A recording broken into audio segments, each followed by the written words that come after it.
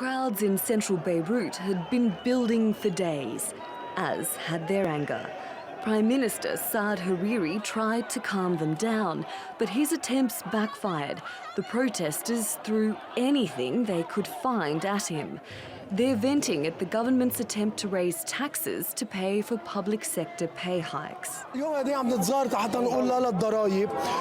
Today we are protesting to say no to taxes and yes to impose taxes on banks and their profits, taxes on the sea properties. The public sector pay rises cannot be funded from the taxes on them.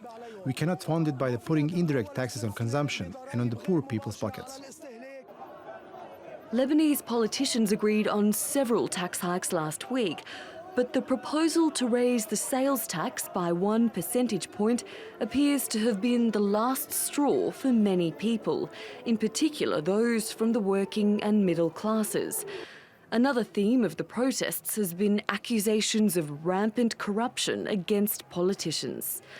Jabber Habur tweeted, "My country is currently busy with a never-ending tax, corruption and trash crisis. Chaos on earth."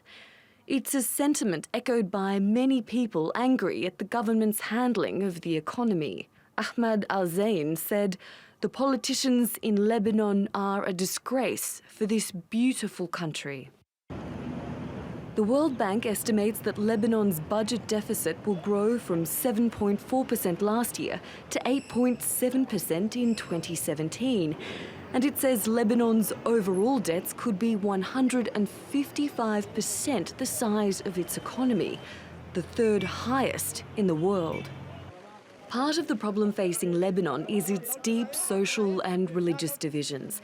It spent more than 2 years without a president until Michel Aoun was elected in December.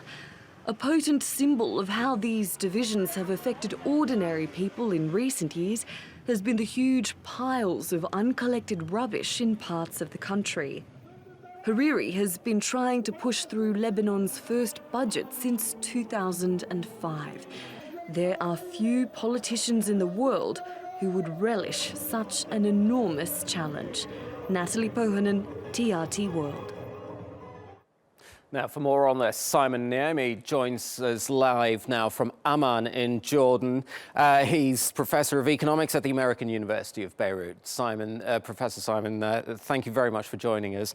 Let me start by asking you, what sort of impact on the incomes of ordinary working class and middle class people in Lebanon would such a tax hike have? Well, definitely such tax hikes is going to reduce the purchasing power of the middle income class. It is also, the value-added tax is going to produce inflation that would also eat up from their purchasing power. So what is actually happening is that the government is giving an increase in public servant salaries, but at the same time turning around and taxing them indirectly.